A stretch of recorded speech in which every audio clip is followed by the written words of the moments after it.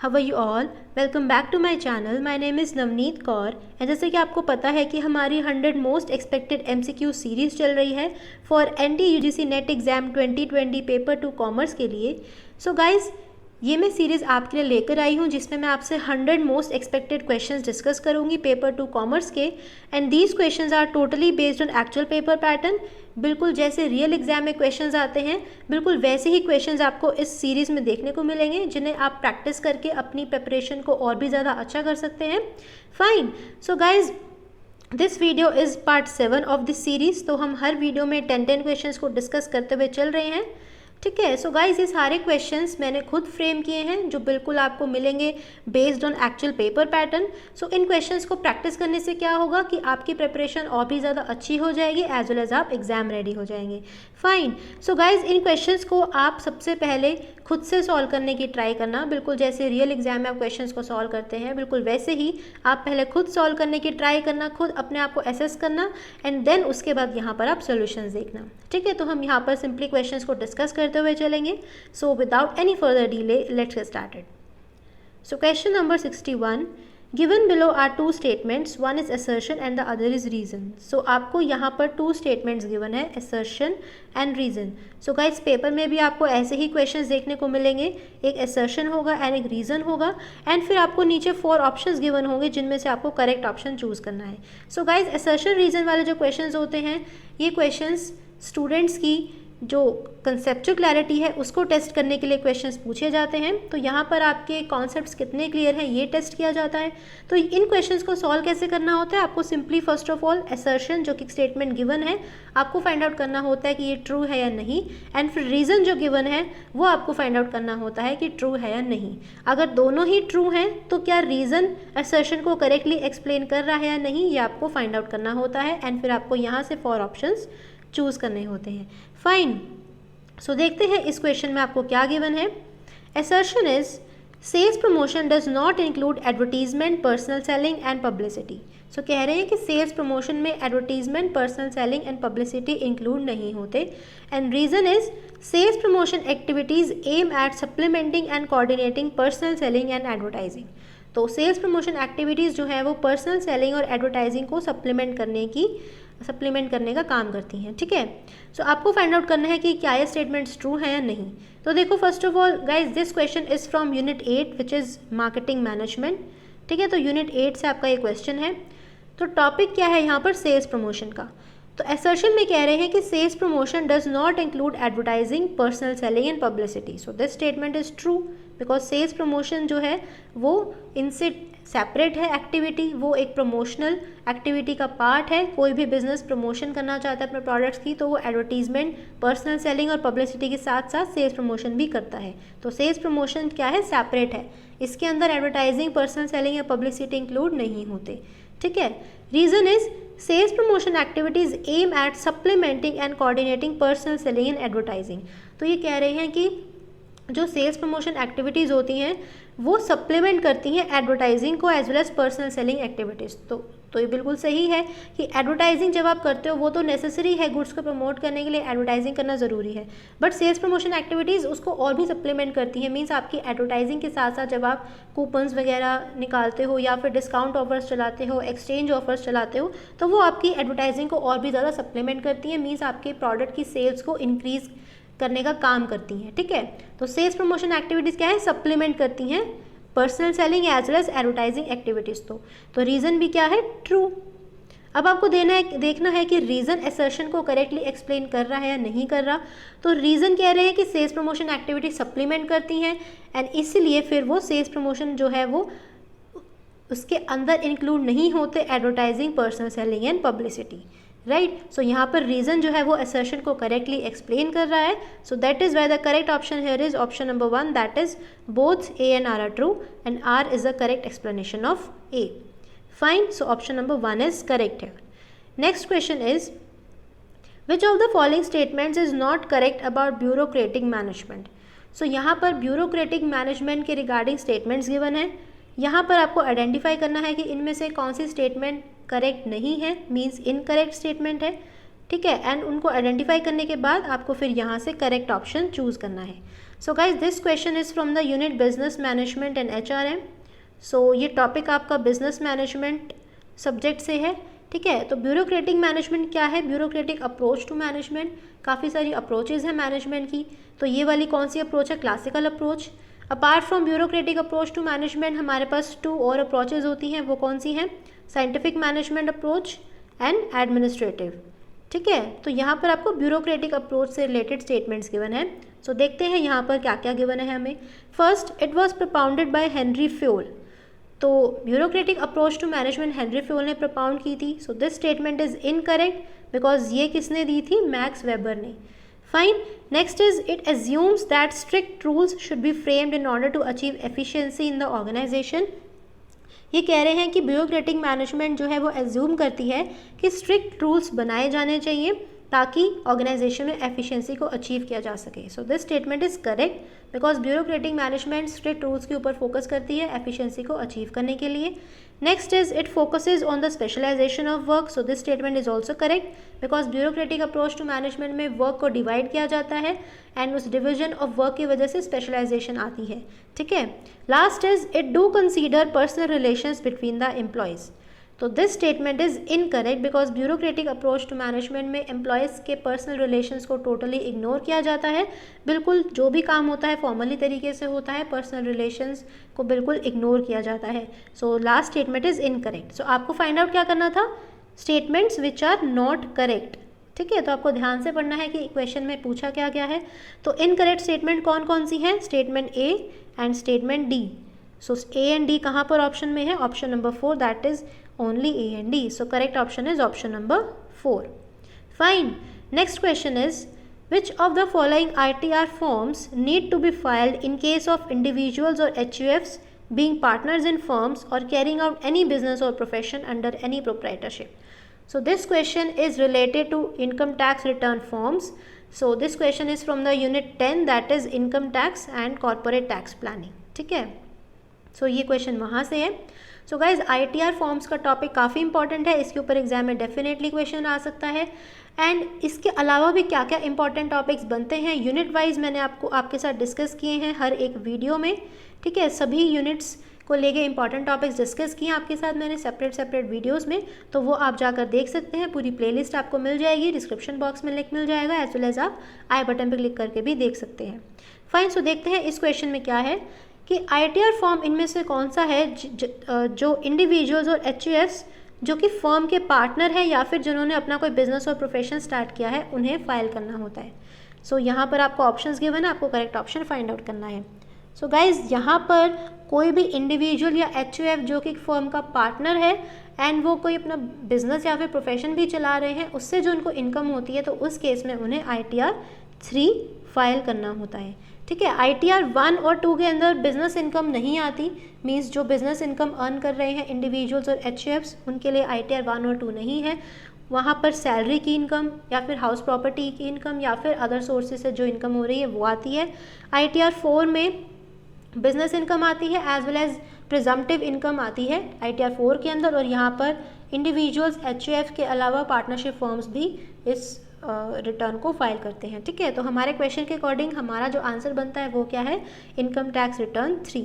So correct option here is option number 3। Fine. Next question is given below are 2 statements, statement 1 and statement 2।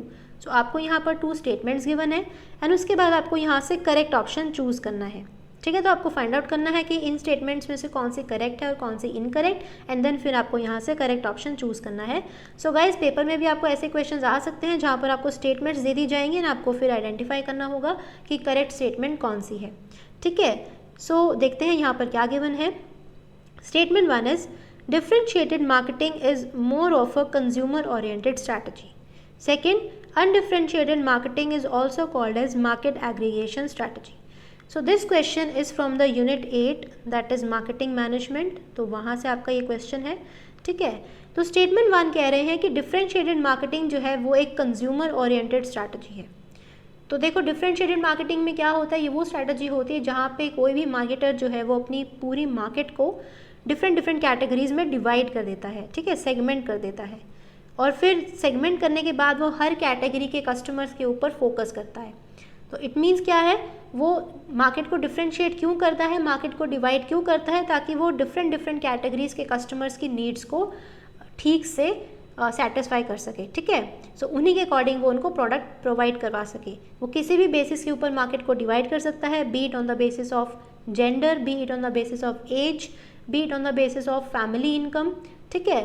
सो अब क्योंकि वो market को divide करके consumer की जो नीड्स हैं उनको सेटिस्फाई करना चाहता है, इसीलिए डिफरेंशिएटेड मार्केटिंग क्या है, एक कंज्यूमर ओरिएंटेड स्ट्रैटेजी है। So this statement is correct, ठीक है। Next is undifferentiated marketing is also called as market aggregation strategy, कि अनडिफरेंशिएटेड मार्केटिंग जो होती है उसे मार्केट एग्रीगेशन स्ट्रैटेजी भी कहते हैं।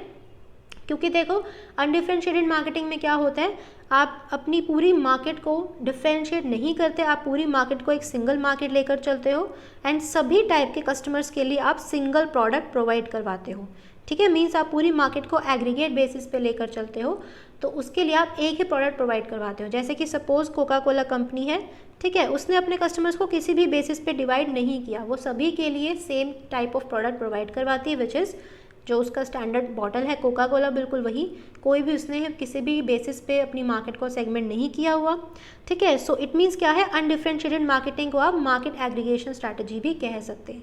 So statement 2 is also correct है। सो यहाँ पर करेक्ट ऑप्शन क्या हो जाएगा, option number 3, that is both the statements are correct. Fine, so correct option is option number 3।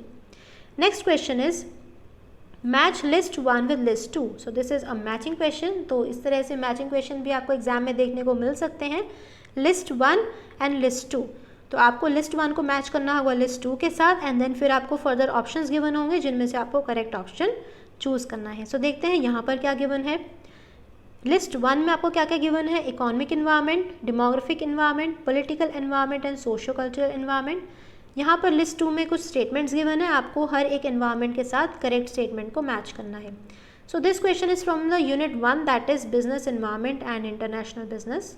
तो यूनिट 1 का ये टॉपिक है एंड यहाँ से जो टॉपिक बनता है वो क्या है, टाइप्स ऑफ इन्वायरमेंट, ठीक है। तो टाइप्स ऑफ इन्वायरमेंट का टॉपिक काफ़ी सिंपल है, ईजी भी है, ठीक है। सो इकोनॉमिक इन्वायरमेंट किसके साथ मैच करेगा, यहाँ पर economic environment matches with B, that is it impacts the working of business in terms of trade cycles, distribution of income and wealth, level of income, etc. Second is demographic environment. Demographic environment कहाँ से match करेगा, ये population के features के बारे में बताता है। So second matches with A, studies the features of population, that is age, gender, education etcetera.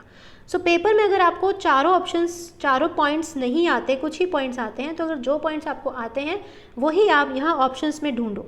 जैसे कि आपको सपोज डेमोग्राफिक इन्वायरमेंट का पता था कि सेकंड जो है वो ए के साथ मैच करेगा, तो ऑप्शंस में देखो वो कहाँ पर गिवन है, सेकंड का ए आपको कहाँ मिल जाएगा।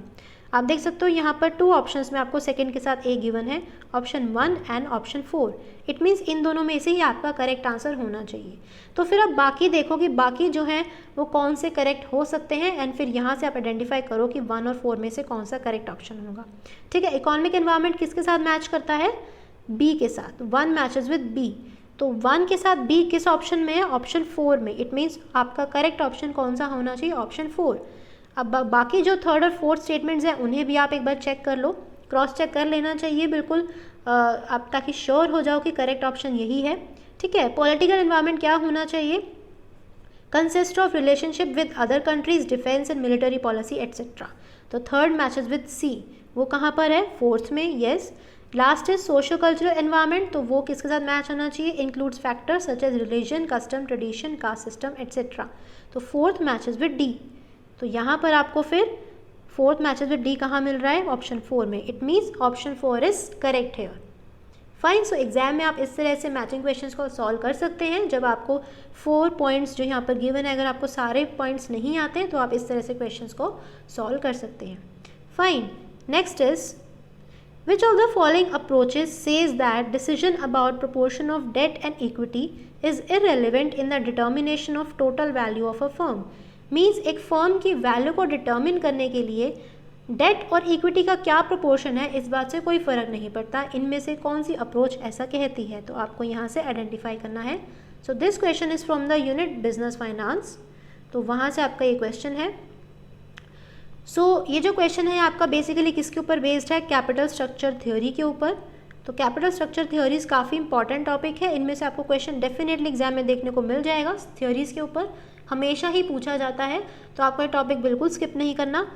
तो यहाँ पर पूछा गया है कि कैपिटल स्ट्रक्चर यानी proportion of debt and equity, ये कितना भी आप रखो, इस बात से नहीं फ़र्क पड़ता कि टोटल वैल्यू ऑफ फर्म कितनी रहेगी। ठीक है, तो यहाँ पर आपको 4 ऑप्शंस गिवन है। तो देखो यहाँ पर करेक्ट ऑप्शन कौन सा होना चाहिए, तो correct option here is option 1, that is net operating income approach, because इस अप्रोच में डेट और इक्विटी के प्रोपोर्शन के रिगार्डिंग आप डिसीजन क्या लेते हो, इस बात से फर्म की वैल्यू के ऊपर कोई फ़र्क नहीं पड़ता, ऐसा नेट ऑपरेटिंग इनकम अप्रोच कहती है।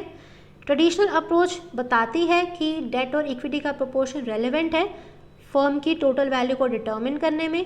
वॉल्टर अप्रोच तो एक कैपिटल स्ट्रक्चर थ्योरी नहीं है, वो एक डिविडेंड थ्योरी है। एंड नेट इनकम अप्रोच भी रेलेवेंसी को ही शो करती है।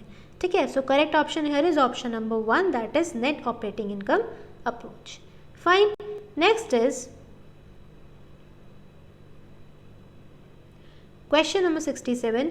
Given are the provisions related to advance tax along with their section as per Income Tax Act 1961.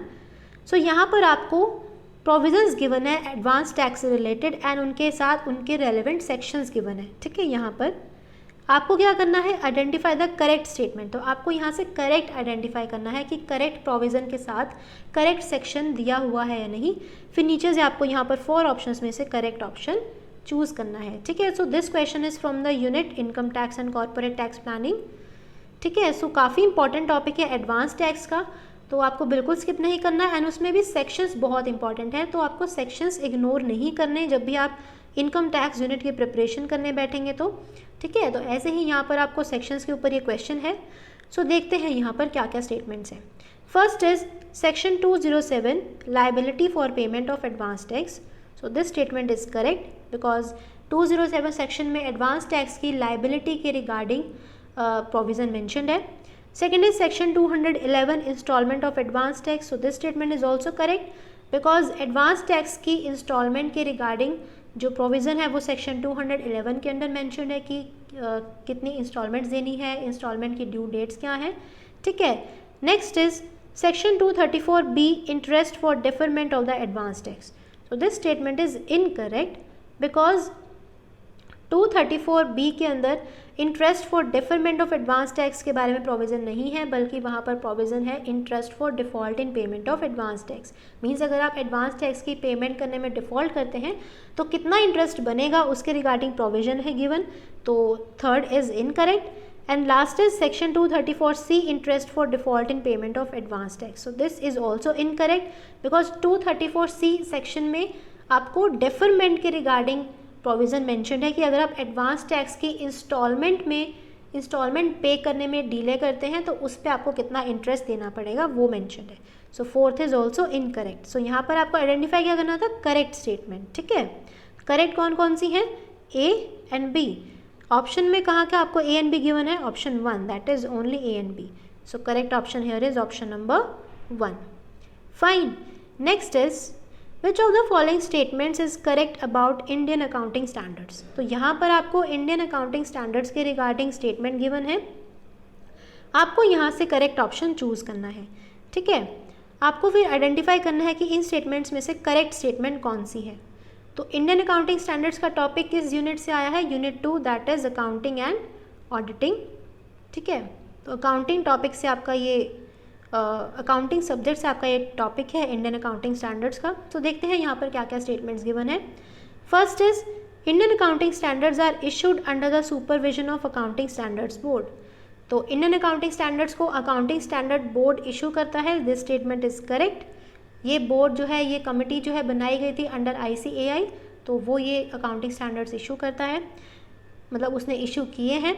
Second is till date there are total 41 Indian accounting standards, so this statement is also correct कि जो नए Indian accounting standards बनाए गए हैं IFRS के साथ converge करके वो टोटल अभी कितने हैं, 41 इंडियन अकाउंटिंग स्टैंडर्ड्स जो मिनिस्ट्री ऑफ कॉर्पोरेट अफेयर्स ने नोटिफाई किए हुए हैं। ठीक है, so this statement is also correct. Third is Indian accounting standard 17 relates to leases, कि अकाउंटिंग स्टैंडर्ड 17 लीजेस के साथ रिलेट करता है, this statement is incorrect because ये पहले था। अभी क्या किया है, अभी चेंज कर दिया गया है। अब लीजेस का जो प्रोविज़न है वो अकाउंटिंग स्टैंडर्ड 116 के अंदर मिलेगा, ठीक है, इफेक्टिव फ्रॉम अप्रैल 2019। तो उससे पहले ये 17 के अंदर था, बट अब है 116 अकाउंटिंग स्टैंडर्ड के अंडर। So that is why C statement is incorrect. Last is Indian Accounting Standard 109 relates to financial instruments, so this statement is correct because financial instruments के regarding 109 accounting standard में mentioned है। So हमें क्या identify करना था, correct statement, वो कौन कौन सी है, A, B and D। तो A, B and D कहाँ है, option number 4 में। So option number 4 is correct here। Fine। Next is provision regarding prohibition of abuse of dominant position is mentioned under which section of Competition Act 2002। तो ये question आपका competition act के ऊपर है and this question is from the unit 9 that is legal aspects of business. तो इस unit के अंदर काफ़ी सारे एक्ट्स मेंशन्ड है, ऐसे ही एक एक्ट है कॉम्पिटिशन एक्ट का एंड इसके ऊपर से एक क्वेश्चन आया है। तो आपको बताना है कि prohibition of abuse of dominant position के रिगार्डिंग जो प्रोविज़न है वो किस सेक्शन के अंदर मेंशन्ड है। तो ये काफ़ी इंपॉर्टेंट है सेक्शंस लर्न करना इस कॉम्पिटिशन एक्ट के, ठीक है, तो इनके ऊपर से क्वेश्चन आ सकता है। सो देखो guys, prohibition of abuse of dominant position के रिगार्डिंग जो प्रोविज़न है वो मेंशन है सेक्शन 4 के अंडर, ठीक है। सेक्शन 3 के अंडर है एंटी कंपेटिटिव एग्रीमेंट्स के रिगार्डिंग प्रोविज़न, सेक्शन 5 के अंडर है कॉम्बिनेशंस के मीनिंग को लेके प्रोविज़न एंड सेक्शन 6 में क्या है, कॉम्बिनेशंस के रेगुलेशन के रिगार्डिंग प्रोविज़न है। तो हमारे क्वेश्चन का आंसर क्या है, section 4, that is why correct option here is option number 2। Fine. Now last question is given below are 2 statements, one is assertion and the other is reason. Again आपको assertion reason का यहाँ पे question पूछा गया है, assertion and reason आपको given है, आपको यहाँ से करेक्ट ऑप्शन फिर चूज करना है। सो देखते हैं। Assertion is working capital is also called as circulating capital. Reason, the circular flow concept of working capital is based upon the operating cycle of a firm। आपको बताना है कि assertion और reason true है या नहीं। assertion कह रही है कि working capital को हम circulating capital भी कहते हैं। so first of all this question is from unit business finance, ठीक है, तो वहाँ से आपका क्वेश्चन है और यहाँ से जो टॉपिक है वो क्या है, वर्किंग कैपिटल का।